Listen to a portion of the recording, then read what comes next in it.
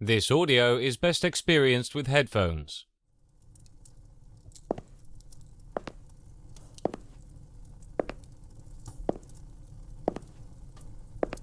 Hello there, stranger. Welcome back to my little corner of the internet. I am the Laughing Rook, and as always, it is a pleasure to have you. Today, a tale of my own creation. I do hope you enjoy. Take a seat. Smash the subscribe button and join me by the fire for... Please, keep off the grass.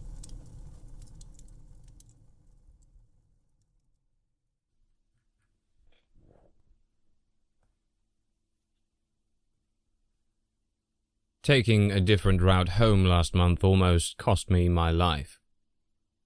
I don't think I can ever view a community park in the same way again. You won't believe me, but let me explain. It was a Tuesday. I was walking home after a very stressful evening. I had just been let go from work at the behest of co-workers to boot. I was a salesman, and my earnings were commission-based.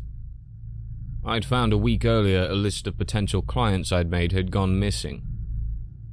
Two of my fellow employees, Damien and Harold, broke record sales figures that month, for reasons you can guess, and I'd failed to hit my target. Because I couldn't prove my claims, it had cost me my job. I was heavily distracted, my mind weighed down with resentment and frustration. I left the office quietly so as not to cause a scene, but now I would give anything to have gone back there that night and indulged my desire to chew them all out. It would have spared me the horrific experience to come. Instead, I packed my things, left the office, and started out for home. It should have been a 20-minute journey on foot, one side of town to the other. That night, though, I let myself wander. I followed my feet, on autopilot, as I mentally played out all the little ways I could avenge my career. Backstabbing gits. Like a little cinema inside my brain, each scenario consumed my attention. I'd steal their clients and start a new company. I'd leave the lightest of scratches on Damien's car, knowing it'd drive him insane. I'd mix the salt and sugar pots in the canteen, or even organize and pay for a fumigation in the company's name to shut the office down for days. Every revenge plot escalated beyond the last until that moment of clarity. As you must know, when you stop and chastise yourself for letting it get the better of you. The grim, bitter smile creeps across your lips as you sigh and decide to just lump it and carry on. It turned out I'd carried on a little further than I intended to already. As I exited my frustrated reverie, I found myself in an unfamiliar place, oddly enough. I know this town like the back of my hand. Most of my ex-clients lived here. This sensation of unfamiliarity was both unexpected and jarring. It brought my shambling pace to an awkward halt as I looked around bemused. Nothing stood out to me as immediately recognizable. It was some sort of park. Trees lined the edge of the space. A gravel path I'd been ambling down cut a winding course through a sea of rolling grass, dotted with the occasional picnic table and itself lined with a typical low-slung iron fencing, only about a foot in height. More of a border marker than an actual fence. Beyond the tree line, I could discern the silhouetted buildings of the town proper, though they were hard to make out. Nighttime had taken hold of the sky, and nary a star was visible. The scene was straight out of an old horror flick. Almost as if it wanted to confirm this, a very gentle breeze picked up. Despite it being subtle and barely even there, it somehow chilled me to the bone. I put it down to my suit being designed to look sharp, not keep me warm. I was unsure of what to do. I'd never been here before. The path ahead seemed to stretch far further than it should have, and looking behind me, I could see I'd already strayed 100 meters in or so. There didn't seem to be anybody around. As I considered my options, the breeze picked up again, but this time it held aloft something else. It carried with it a very gentle chorus, almost like 1,000 whispers, hushed and muted tones, urgent and needy. It fell away again almost as soon as it had arrived. Needless to say, this creeped me the heck out. I'd already had enough that night. This was not something I needed. Standing like a lemon in the middle of a deserted park, hearing things. It only told me just how stressed I really was. It made my decision for me. The shortest possible route home for a bath, a beer, and bed. I strained my eyes against the skyline, just about making out the silhouette of a clock tower. It stood across the park from me, but that clock tower was on my normal route home. So through the park I would go. I pushed all thoughts of the night so far to the back of my mind. Even with my newfound direction, my surroundings were still somehow unsettling. But it was just a park. Walk through it, I told myself. One foot fell in front of the other and my journey resumed. Each of my footsteps crunched gravel loudly, letting ring the sharp noise through the still night air. The sounds echoed and bounced between the trees, carrying impossibly far. I couldn't quell the rising feeling that something was out there listening to those sounds. I quickened my pace. And the damnable breeze returned, with a vengeance. As my speed rose, so too did the presence of this whispering wind. The two climbed almost in tandem, the whispers pushing me to move faster, my speed causing the whispers to strengthen, until I was at a full sprint, trying desperately to outrun the voices that were now deafening me. Loose gravel flung by my shoes sailed behind me like shot, and thinking back, I suppose it was only a matter of time before one foot fell wrong. The impact of falling at speed onto gravel is horrible. Hitting a hard surface will knock the wind out of you, deliver scrapes and bruises perhaps, but gravel is so much worse. In addition to having your limbs flail and your lungs empty, you're hitting hundreds of tiny, independent rocks, each cartwheeling beneath you randomly, extending the time you spend being dragged by your velocity over all those little sharp corners and harsh surfaces. When I came to rest, my back smashing against the low iron barrier, I was peppered with the painful sting of 1,000 surface cuts. My suit was practically cut to ribbons in places, knees, elbows, my left shoulder. My gut was wrenched by the sudden stop, and for a second, the only audible sound in that park was me, dry heaving. Nothing else could be heard. The whispers had stopped. The air was still. What the heck was going on? Was I imagining things? Playing tricks on myself? Did losing my job really mess with me to the point that I was going insane? No. I refused to accept it. I'd let my stress get the better of me, and as a result I was lying in a painful heap out here in the middle of a park. A cursory pass told me that I'd knocked my head. Quite a substantial lump was forming on my left temple, some grit and gravel still stuck into my skin. The moment I touched it, my head almost exploded with pain, ears ringing and colors flashing before my eyes. Jerking my hand away reactively, it seemed to calm down, so I opted to leave it for now, and call my doctor in the morning. A tiny voice at the back of my mind told me I'd have to see morning come first. I squashed it immediately and started to pick myself up. My skin complained loudly as the movement caused gashes and cuts to open and close in time with my muscles acting.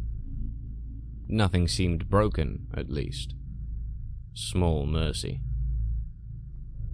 After testing my legs and arms, a little unsteady on my feet, I squinted around to see that I'd made little progress through the park. The curving, snake-like nature of the path meant that though I'd run at a sprint, I was hardly closer to the other side. My heart sank like a stone realizing this. I didn't want to spend a second longer in this place than I had to. Rolling my arms through the pain and kicking my legs a little, I dug deep and steeled myself against the rest of the trip. Running was not going to be an option. The impact of heavy footsteps traveling up my body would likely cause my head to burst. With a little experimentation, I found I could somewhat speedwalk without threatening the ugly lump on my temple too much. With little thought, it was decided. I'd walk as swiftly as I could manage, in a direct route from here to the exit across the park. Ignoring the path, it would cut the distance to perhaps a quarter of what it would have been. That prospect was a welcome one, and I began to shake my limbs off again, preparing for the journey. I stopped and gathered myself. I must have looked like a ride wally, out here after dark and in his tattered suit, pumping himself up to walk fast. A nervous chuckle escaped my lips at the thought, and immediately I was a little more relaxed. I needed the laugh, I guess. Before I could set off again proper, something in the corner of my eye caught my attention, the briefest of lights glinting from a metal surface. I turned and examined it more closely, a little sign mounted on the border fencing. It read, "Please keep off the grass." I remember allowing myself another little laugh at this, giving an inward apology to whoever the groundskeeper might be, and thinking that some trampled grass would be the least of my problems. It certainly wasn't going to get between me and my destination. I can't be blamed for thinking that. Still, how wrong I was. I knew something was horribly wrong from the very moment my shoe first made contact with the lawn. It was a heart-stopping, soul-crushing sensation. The sudden realization that everything I'd just waved away as an unreal fantasy was anything but. Where I expected to meet the slight spring of tightly packed earth, I instead placed my weight, and gambled my momentum, on a thick and tacky surface. It was like stepping onto a sheet of thin rubber, stretched out over a pool of viscous custard. The metaphor's a poor one, I admit, but it's exactly what ran through my mind at that moment. A moment that stretched on far longer than it should, during which my gaze almost lazily scanned down to my foot to see in slow motion and perfect clarity the undulating mass of muted greens beneath. I had barely time to process that the grass was indeed pulsing before the passage of time snapped back into motion and the laws of physics threatened to land me on my arse again. My arms windmilled, overcompensating for my misplaced weight, and with the help of a sudden surge of adrenaline, my trailing legs shot forward to find purchase, sweeping pain signals aside in favor of locomotion. This newfound burst of energy was short-lived, but it was enough. I managed 3 more heavy, awkward strides before fumbling the next so violently that I flew head over heels across the remainder of the green. Tumbling for the second time that night, every fiber of my being screaming at the slightest of impacts, and my momentary boost swiftly waning. Time wasn't going to slow down again, and I remembered bracing myself for that opposite metal rail, though how I cleared it, I can't remember. During all this, I managed somehow to smack my temple again. One of my wayward fists, perhaps, or the railing itself. Anyway, that time is lost to me completely, replaced instead with a nauseating light show and pain so incomparably great that I couldn't come close to recalling it. I can only tell you that it must have hurt something truly fierce for it to have been so neatly excised from my memory. I will never forget the experience that followed, though. And yes, I have tried. Still barely recovering from the impact, fireworks clouding my vision and ceaseless tones destroying my hearing, I became aware of myself enough to know that I was on my back.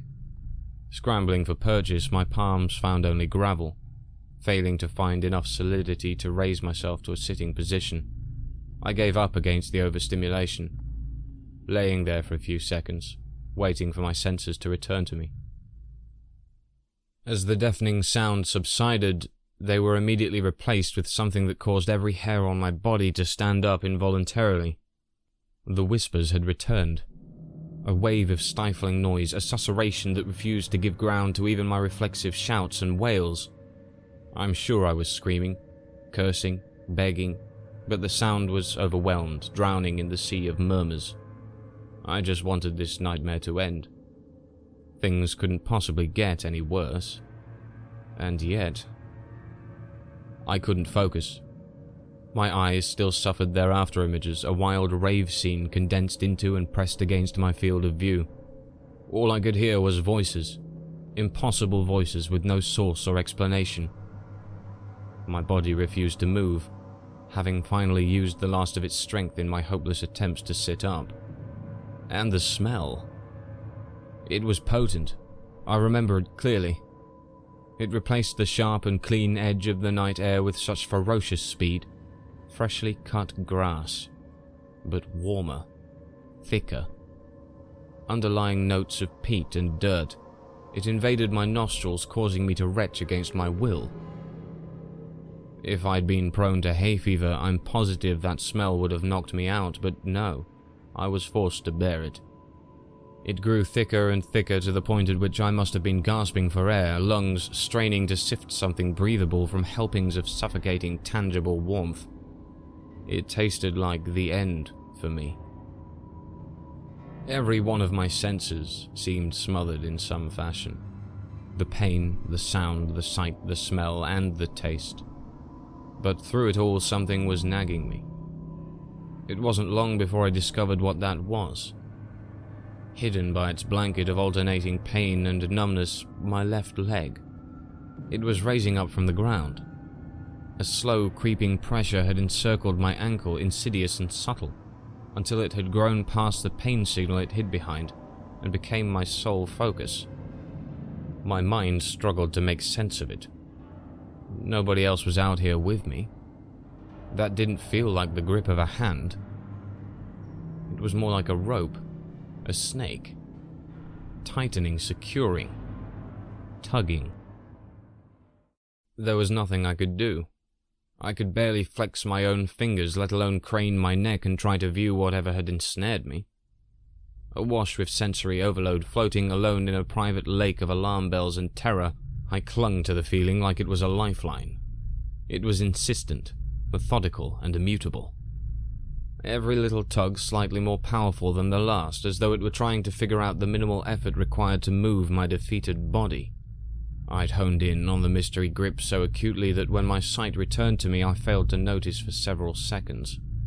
The lights at some point had given way to the empty night sky, not that I recognized it at first. When it did come to my attention, I assumed I was blacking out. I didn't think I'd ever come out of it. Then I started to move.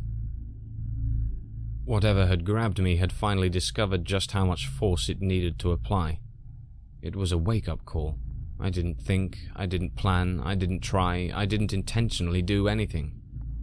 All I did was feel. Afraid, terrified, threatened. And that was all it took to find what must have been my third or fourth wind that night. Before I knew I had done anything, my vision had shifted. I was sat up, palms digging deep grooves into the grit, observing with wide, unbelieving eyes what was in front of me. What had gripped me? What was pulling me closer to it? A huge, writhing mass. The grass bank I'd just traversed, it had risen up, like a giant, bulbous, breathing mound. The smells and the warmth it generated were visibly distorting the air around it. In perfect detail, every single blade of grass I could see was shivering and shaking furiously, and as these visual vibrations traveled across the mass in waves, the whispers rose and fell, now furious, threatening me, accusing me, condemning me. A slithering limb of earth and green held my leg aloft, and as I watched, the mass split open. A gaping black maw lined with roots and damp that spilled forth clods of dirt as it widened. It rose even above the whispering, a creaking, groaning noise that I swear could be felt, shaking the ground beneath me. As it did so, behind it, the voices changed. No longer tones of rage, but tones of need, urgency, and hunger. I was going to die. I was going to be eaten by a community park. The thought was so odd, it came so suddenly, wedging itself into my brain. Frozen out of fear and watching myself pulled inch by painful inch, closer and closer to the ever-widening jaws of the earth ahead. I could do nothing but stare as a second snaking limb rose from the mass and the whispering picked up ever more triumphant inflections. And then Fire. I thought for a moment I'd hit my temple for a third time, but that wasn't the case. Searing white filled my vision. The temperature of the air became instantly excessively hot, far beyond the blanket of warmth that had wrapped around me prior.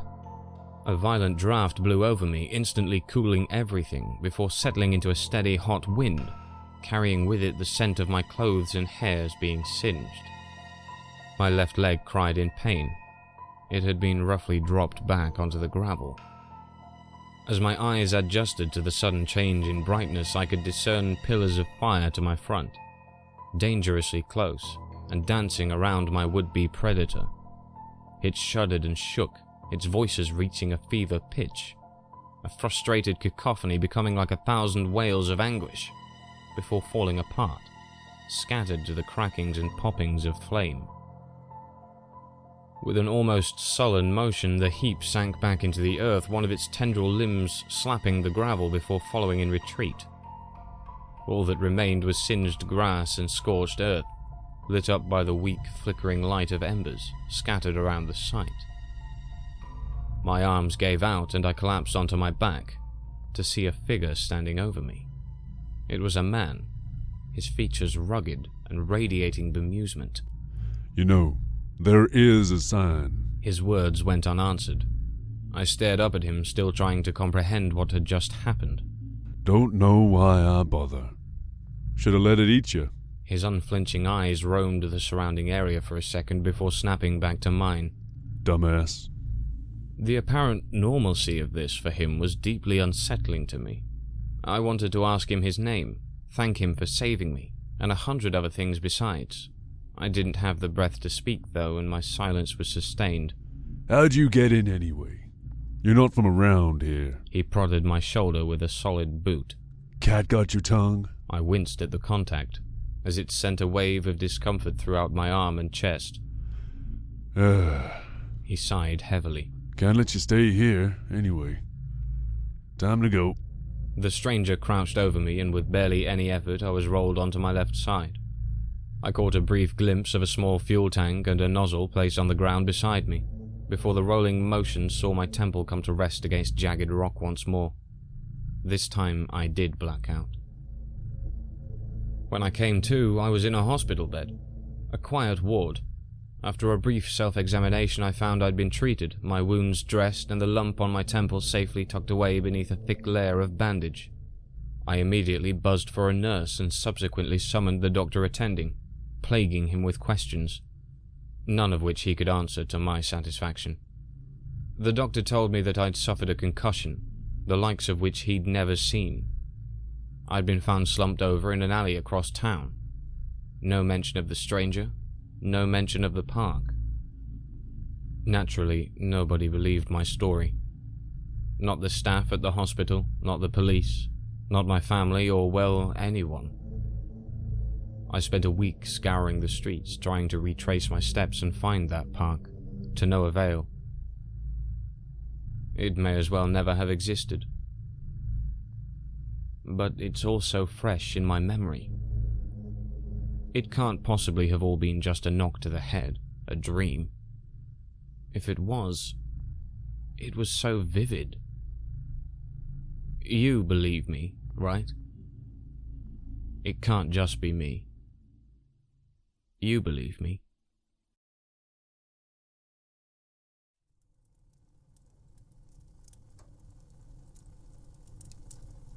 Thank you for listening to this reading. It was great fun to write something myself. Remember to like and subscribe to see more such content suggested to you in future. If you'd like to leave your thoughts on my story on Nosleep, there is a link in the description. If you'd like to join my Discord server and submit something to read or make a suggestion for a future video, there's a link for that too. There is always more to come, so please, stay tuned. I'm the Laughing Rook, and you've been a most welcome visitor. Until next time, friend.